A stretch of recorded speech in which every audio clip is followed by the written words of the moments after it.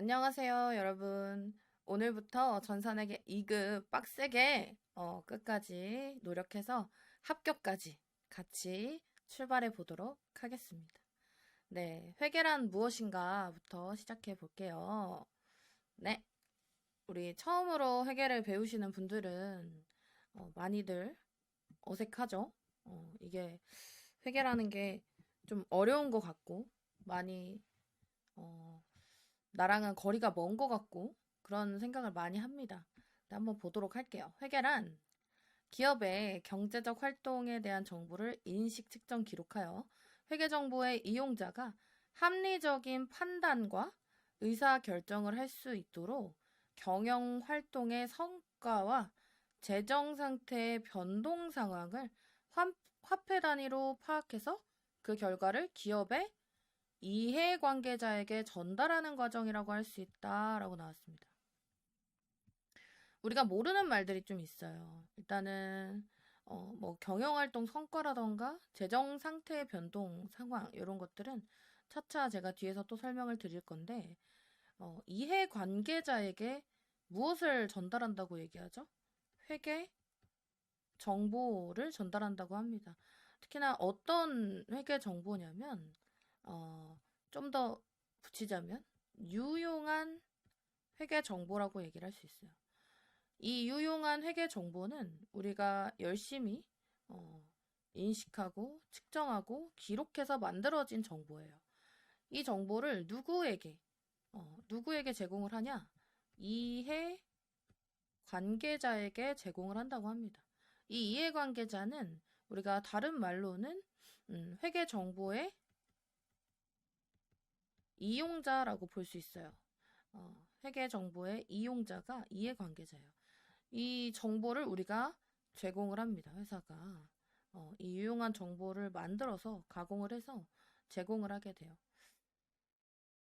그렇다면 이것을 왜 우리가 제공을 하는가? 네, 이해관계자가 누군지를 보면은 알 수 있어요. 첫 번째 이해관계자의 첫 번째 누가 있냐면 경영자가 있어요. 경영자.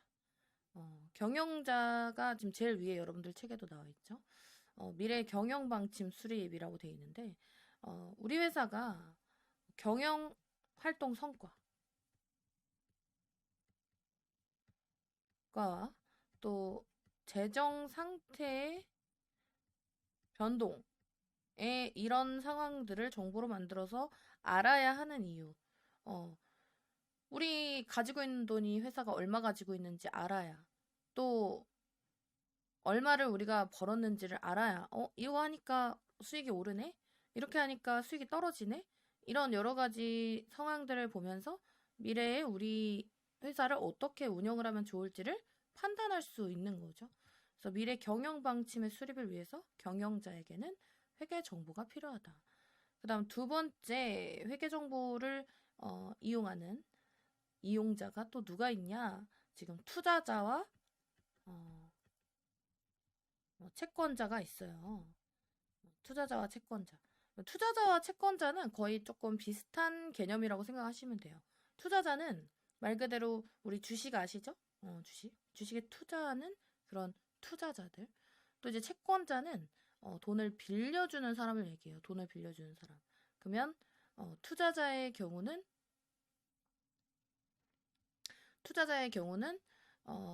우리 이 돈을 내가 투자를 할 거냐 말 거냐. 내가 가지고 있는 여유 자금을 이 회사에게 투자를 할 거냐 말 거냐. 채권자의 경우는 이 회사에게 돈을 빌려줘도 되냐 안 되냐. 내 돈을 돌려받을 수 있을 것인가. 이런 정보들을 경영 활동의 성과나 재정 상태의 변동을 보면서 이 회사 장사 잘하네. 이 회사 운영 되게 잘하네. 돈도 많네. 그럼 내가 충분히 투자할 만한 가치가 있는데? 라는 생각으로 투자를 하게 된다는 거죠. 네, 그리고 또 보시면 이제 거래처나 뭐 등등등 있는데 우리 종업원이 직원이죠, 여러분. 직원이에요. 직원. 그리고 저는 또 비슷한 개념으로는 우리 취준생 분들이 또 있을 수 있다고 생각을 합니다. 왜 그러냐면 종업원은 우리 직원들은 잘 보시면은 급여와 퇴직금의 지급 능력 평가라고 나와 있죠. 우리 회사가 나에게 월급을 똑바로 줄 수 있는가? 우리 회사가 나한테 퇴직금을 똑바로 줄 수 있는가? 얼마나 돈이 있는가? 돈이 있어야지 줄 거 아닙니까? 그죠?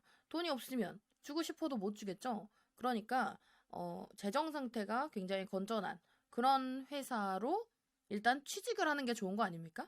그래서 지금 이 수업을 들으시는 대부분의 분들이 취업을 목적으로 전산회계 2급 자격증을 도전을 하실 거예요.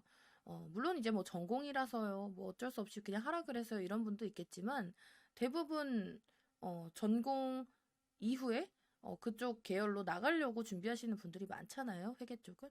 근데 취업을 준비를 한다. 어쨌든 내가 회계를 배워서 나만 회계를 잘한다고 될 게 아니고, 회사가 건전한 재정 상태를 가지고 있어야 내 월급이 잘 나오니까 여러분들이 회사를 골라서 가실 줄 알아야겠죠.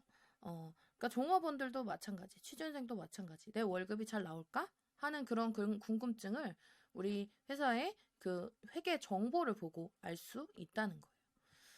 그래서 회계의 목적은요, 이런 다양한 이해관계자들, 지금 우리가 살펴본, 물론 책에 다른 이제 이해관계자들도 쭉 나와 있는데요. 그런 이해관계자들의 그 의사결정에 유용한 회계 정보를 제공하는 것이 우리 회계의 목적이라고 할 수 있습니다.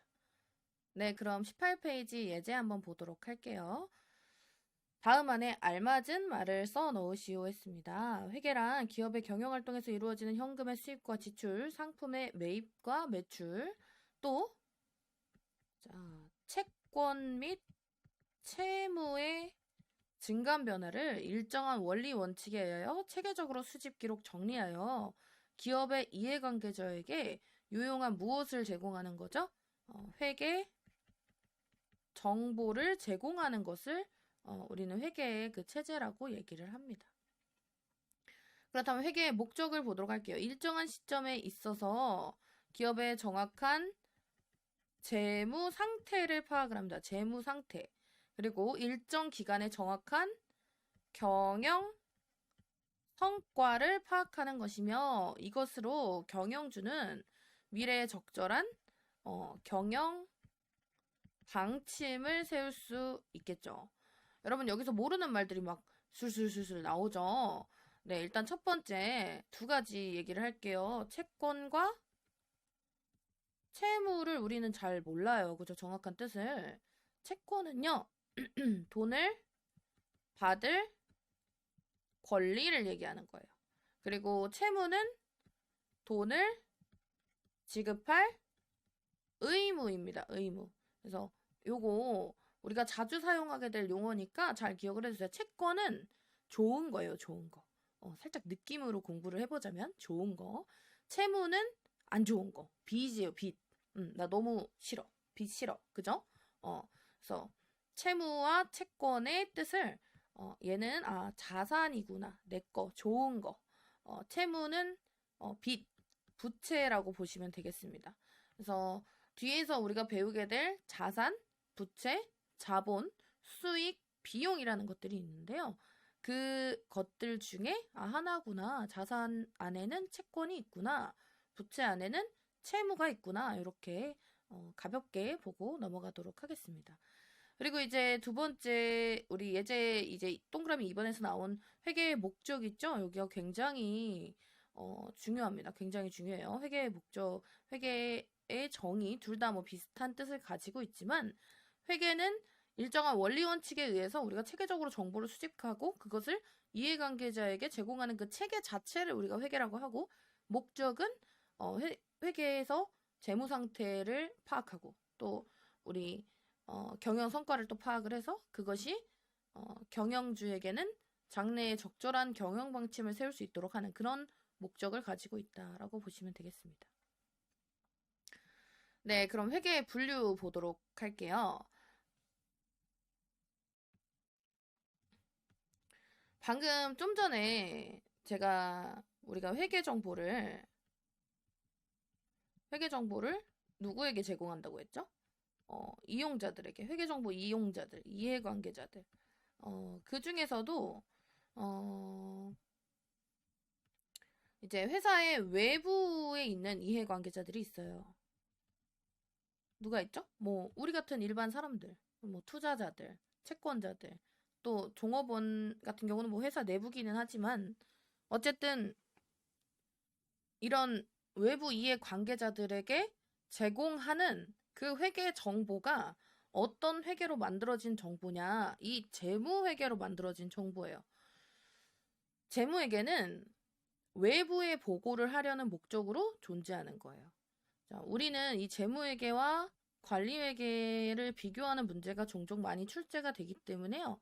이 부분을 꼭 암기를 해주셨으면 좋겠어요.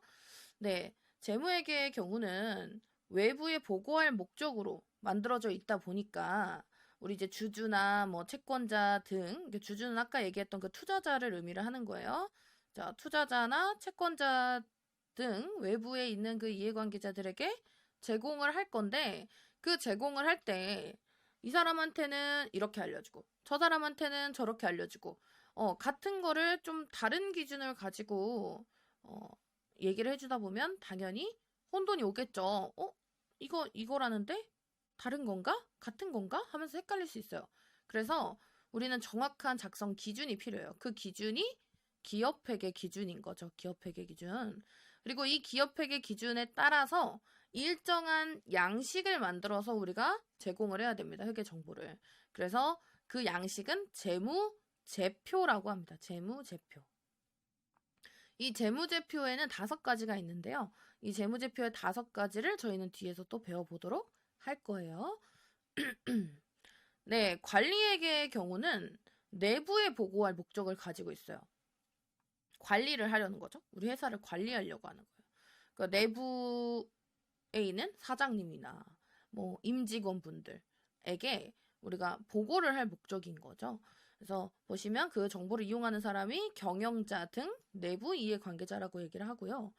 그러다 보니까 우리 회사에서 우리끼리만 알려고 하는 거잖아요. 많은 사람들에게 제공하려는 게 아니고 우리 회사만 알고 싶은 정보예요. 그래서 우리끼리의 일정한 양식을 가지고 있는 것 뿐이지 어떤 딱 정해진 기준은 없다. 그리고 일정한 기준도 없다. 양식도 없고 기준도 없다. 그리고 또한 이제 보시면 정보의 성격이 재무에게는 우리 회사 이렇게 1년 동안 이렇게 장사했어요. 이렇게 돈을 벌었고요. 이만큼 우리가 돈을 가지고 있어요. 이런 의미로 우리가 재무에게 보고를 하는 거다 보니까 1년간, 과거 1년간의 정보만을 담고 있어요. 하지만 관리회계의 경우는 우리가 지금까지 이렇게 해왔고 이런 추세로 가고 있으니 앞으로는 이렇게 해보면 좋지 않을까 하는 미래지향적인 정보를 담고 있다는 겁니다. 네, 그리고 재무회계의 경우는 이제 1년에 한 번씩 우리가 정기적 보고를 하고요. 관리회계의 경우는 수시적으로 회사 안에서 하는 거니까 우리끼리 하는 거니까 수시로 보고를 할 수가 있는 거죠. 네, 세무회계는 굉장히 쉬워요, 여러분. 별로 어려운 부분이 아니에요. 말이 세무가 붙어서 어려워 보이죠? 말 그대로 우리 회사가 열심히 일을 했어요. 막 일을 했어. 그러면 우리 열심히 돈을 벌겠죠? 그 벌어들인 돈에 대해서 세금을 내야 돼요. 돈을 벌었으니까. 그러면 그 세금의 뭐 종류가 뭐 부가가치세도 있고 법인세도 있고 뭐 여러 세금들이 있는데 회사가 내야 되는 세금의 금액을 정확하게 기록을 해서 우리 이만큼 돈을 벌었고요.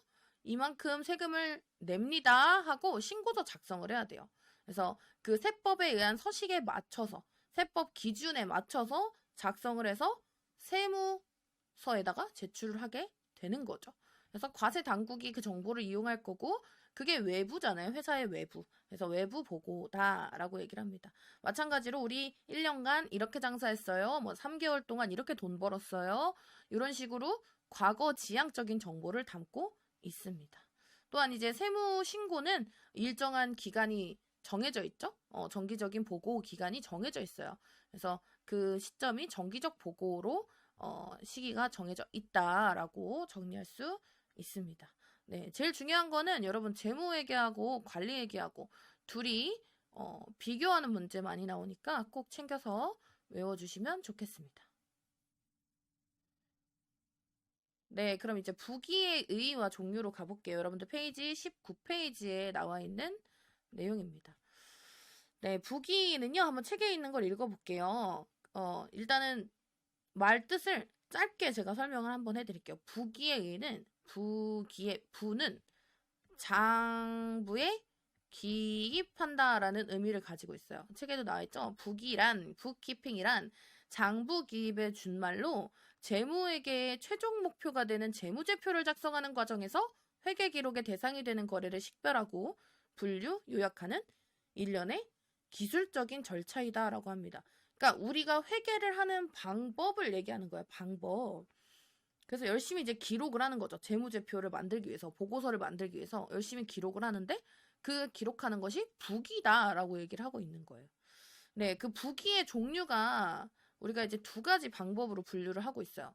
기록 계산하는 방법에 따른 분류가 있고 이용자의 목적에 따른 분류가 있는데, 자, 기록 계산하는 방법에 따라서는 단식 부기와 복식 부기로 나뉘어요. 여러분, 단식 부기와 복식 부기는 우리 책에 설명이 이렇게 주르륵 나와 있는데요.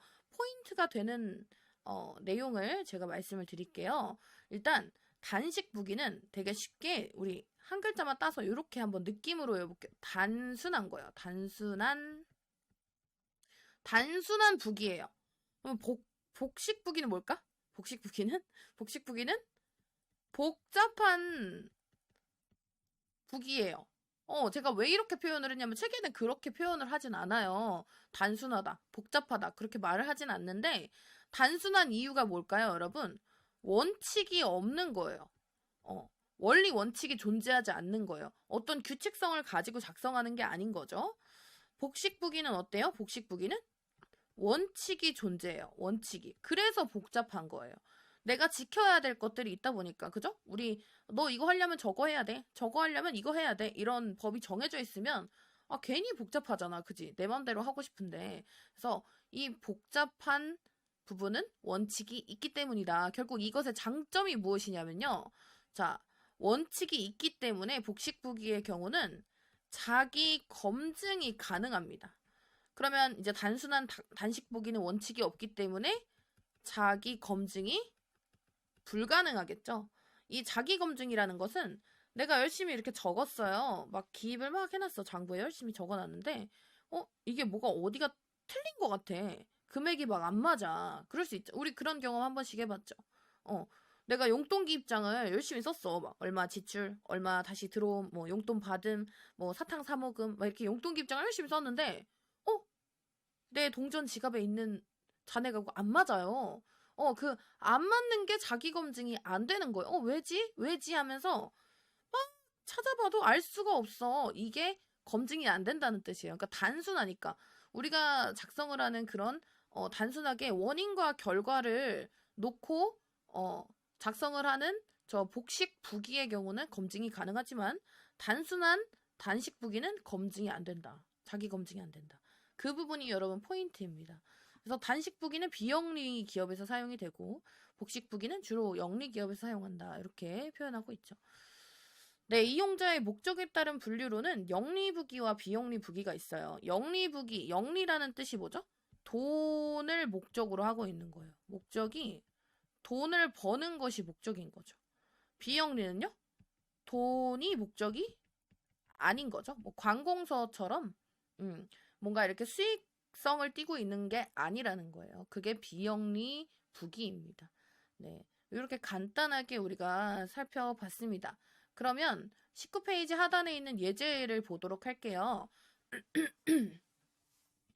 다음 괄호 안에 알맞은 말을 써놓으시겠습니다. 회계는 기록 계산하는 방법에 따라서 무엇과 무엇으로 나뉘어지죠? 단식 부기와 복식 부기로 나누어진다고 했어요. 그리고 이용자의 영리성 유무에 따라서 영리 부기와 또 비영리 부기로 나누죠. 네, 은행 회계와 건설업 회계는 어떤 회계일까요, 여러분? 은행하고 건설업 회계? 얘네는 일반적으로 돈을 벌기 위해서 존재하는 기관이에요. 그래서 영리 목적이다. 영리 회계이다. 라고 하고요. 가계부와 관청회계는 비영리 회계이다. 라고 얘기할 수 있어요. 네, 20페이지 예제를 그럼 보도록 할게요. 20페이지. 다음 중 영리회계에는 0, 비영리회계에는 B를 괄호 안에 써넣으라고 했습니다. 자, 가계부는 뭐예요, 여러분? 비영리죠, 비영리. 은행회계는요? 은행, 아까 좀 전에 얘기했죠. 영리회계. 그 다음에 관청회계는 비영리회계라고 했습니다. 상업회계는 영리회계, 네, 공업회계는 영리회계, 건설업도 영리회계, 학교는 비영리죠. 학교는 돈 벌기 위한 곳이 아니죠. 광업회계도 영리회계, 수산업도 영리회계, 재단회계는요 비영리회계예요. 뭐 어떤 재단, 무슨 재단, 돈을 벌기 위한 단체가 아니라는 거죠. 네, 농업회계는 영리예요. 자, 보험업도 영리입니다. 이렇게 영리회계와 비영리회계를 구분할 줄 아는 것에 우리 결과를 놓고 보면 되겠습니다. 네. 그럼 이제 회계 단위와 회계 연도에 대해서 살펴보도록 할게요. 여러분, 회계 단위와 회계 연도는 우리 문제에서도 종종 출제가 되는 용어예요. 살펴보도록 할게요. 자, 기업이 경제적으로 변화된 사실을 계산하기 위해 장소적 범위를 구분할 필요가 있는데 이 장소적 범위를 뭐라 그러는데요? 회계 단위라고 한대요. 이렇게 말만 보면은 좀 어려운 것 같아. 그쵸? 이렇게만 보면 어려운 것 같아. 근데 예시를 보시면 쉬워요. 본점과 지점. 그러니까 우리가 회계를 하는 장소의 구분을 저렇게 본점, 지점, 그러니까 장소가 이렇게 떨어져 있으면은 우리는 그것을 회계 단위라고 얘기를 하는 거예요. 뭐 어디 지점의 회계, 어디 지점의 회계, 뭐 이렇게 표현을 하는 거죠. 쉽게. 그러면 이제 회계 연도를 볼게요. 회계 연도는 용어를 우리가 알아야 될 게 굉장히 많아요. 일단 인위적으로 6개월이나 또는 1년으로 기간적인 범위를 우리가 설정을 해야 됩니다. 기간적인 범위를. 이를 회계 연도 또는 뭐라 그러는데 회계 기간이라고 우리가 표현을 합니다. 물론 이제 상법, 세법 또 기업회계 기준에서는 우리가 1년을 초과하지 못하게 규정을 하고는 있어요. 자, 그러면 이렇게 1년을 놓고 한번 봅시다. 자, 이게 1월 1일이고요. 12월 31일이에요. 우리는 1년을 기준으로 회계를 본다고 했죠. 그죠? 회계 연도를. 이 1월 1일은 우리 회계에서 뭐라고 하냐면 이 날을 기초라고 합니다. 기초. 그리고 12월 31일을 뭐라고 합니까? 기말이라고 합니다. 기말. 기초와 기말. 그리고 이 한 해를 올해 한 해를 우리 1월 1일부터 12월 31일 올 한 해를 뭐라 그러냐? 당기라고 부릅니다. 당기. 그러면은 작년은 뭐라 그럴까요? 작년. 여기죠, 여기. 앞에 있는 연도. 작년은 전기라고 합니다. 전기. 그리고 이번 연도는 당기. 그럼 다음 연도는 뭐라 할까요? 다음 연도는 네, 차기라고 합니다. 차기. 우리 차기 대통령은 누가 선출될 것인가? 뭐 그런 얘기 하죠. 누가 뽑힐 것인가? 차기라고 합니다. 내년을. 그 다음에 이렇게 1년을 우리가 단기 올해를 반으로 딱 쪼개면은 요 1월부터 6월 30일까지겠죠? 6월 30일까지를 우리는 상반기라고 합니다. 상반기. 그쵸? 그리고 7월부터 12월 31일을 하반기 이렇게 부르죠. 하반기. 또 이렇게도 우리가 쪼갤 수 있어요. 이렇게 반반 또 쪼개가지고 요 1월부터 3월은 1사분기. 1사분기. 4월부터 6월을 2사분기. 그리고 7월부터 10월을 7월부터 9월을 3사분기. 또 10월부터 12월을 4사분기. 이런 식으로 우리가 부릅니다. 그리고 이런 식으로 우리는 이 기간을 이렇게 부르는데 이제 앞에 전기라 그랬죠? 그리고 뒤에를 차기라 그랬죠? 그럼 요런 용어가 나와요. 전기 이 12월 31일과 1월 1일이 여러분 붙어 있잖아요. 그죠? 작년에 12월 31일과 올해 1월 1일은 붙어 있어요. 그때 회계 정보가 단기로 넘어오거든요. 맞죠? 전기에서 단기로 넘어와요. 그런 것을 우리는 뭐라 그러냐? 전기 2월이라고 해요. 전기 2월. 전기에서 단기로 넘어오는 것을 전기 2월 이렇게 오는 거. 그러면 단기에서도 마찬가지예요. 단기 올해 12월 31일에서 내년도로 또 회계 정보를 넘겨줘야 돼요. 그래서 이렇게 12월 31일에서 내년으로 넘겨주는 것을 우리가 뭐라 그래요? 차기 2월이라고 얘기를 합니다. 차기 2월. 내년으로 이렇게 넘어가는 거. 넘어가는 거. 네, 이렇게 정리를 해볼 수가 있겠습니다. 용어들 이제 아시겠죠? 회계 연도는 우리가 6개월 또는 1년으로 규정을 하고 있고, 올해는 단기, 내년은 차기, 전년도는 전기, 그리고 이제 올해를 반으로 쪼개서 상반기, 하반기, 또 전기에서 올해로 넘어오면, 단기로 넘어오면 전기 2월, 단기에서 차기로 넘어가면 차기 2월, 이런 식으로 용어 정리를 할 수 있겠습니다. 네, 그럼 우리 20페이지 예제 보도록 할게요. 자산, 부채, 자본의 증감 변화를 기록 계산하는 장소적 범위를 우리 뭐라고 하죠? 회계 단위라고. 또 기업의 재무 상태와 경영 성과를 파악하기 위하여 인위적으로 설정한 이 기간적 범위를, 시간적 범위를 우리 뭐라 그럽니까? 회계 연도 또는 회계 기간이라고 우리가 부릅니다. 회계 기간.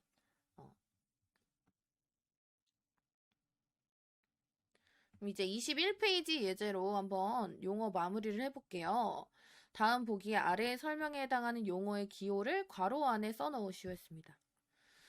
1번 회계 연도가 끝나는 날. 우리 회계 연도 끝나는 날이 언제죠? 12월 31일이에요. 그러면 기말, 그죠? 기말. G에 있네. G. 기말이 될 거고요. 그 다음에 2번 앞에 회계 연도를 뭐라 그래? 앞에 회계 연도. 작년을 뭐라 그래요? 전기라 그러죠? H에 있는 전기. 그 다음에 3번 현재 회계 연도. 지금 올해 단기라고 한다 했죠? 단기. 단 아니에요. 당신 할 때 단기. 네, 그리고 다음 회계 연도를 뭐라고 합니까? 다음. 차기죠, 차기. 네, 차기는 D에 있네요, D. 그 다음에 5번에 장부에 기록하는 장소적 범위는 방금 배웠어요. 회계 단위. F에 있네요. 회계 단위. 그 다음에 장부에 기록하는 기간적 범위는 시간적 범위, 기간적 범위, 회계 연도죠. 회계 연도나 회계 기간이라고 한다고 했어요. 회계 연도 또는 회계 기간이라고 볼 수 있죠. 네, 7번. 그 앞에 회계 연도에서 넘어오다. 작년에서 올해로 넘어오다. 전기에서 단기로 넘어오다. 뭐라 그래요? 전기 2월이라 그러죠. 그래서 I에 있네요. I에 전기 2월. 그 다음에 다음 회계 연도로 넘어가다. 올해에서 다음으로 넘어간 거예요. 단기에서 차기로 넘어간 거죠. 그걸 우린 뭐라 그래요? 차기 2월이라고 합니다. J에 있어요. 차기 2월. 그 다음 9번 앞달에서 이번 달로 넘어왔대요. 전월에서 당월로 넘어왔다고 표현을 하는 거예요. 그래서 전월 2월입니다. L에 있네요. 전월 2월. 네, 이번 달에서 다음 달로 넘어가는 거. 이번 달에서 당월에서 차월로 넘어가는 차월 2월이라고 합니다. 차월 2월. 네, 이렇게 우리 용어를 다 정리를 해봤습니다. 네, 여러분 회계란 무엇인가 이렇게 마무리를 하고요. 이제 다음 강의에서는 회계 순환 과정에서부터 우리가 거래, 또 재무제표 여러 가지 또 다양한 내용들을 또 배워보도록 하겠습니다. 오늘 너무 고생 많으셨고요. 네, 다음 시간에 만나요.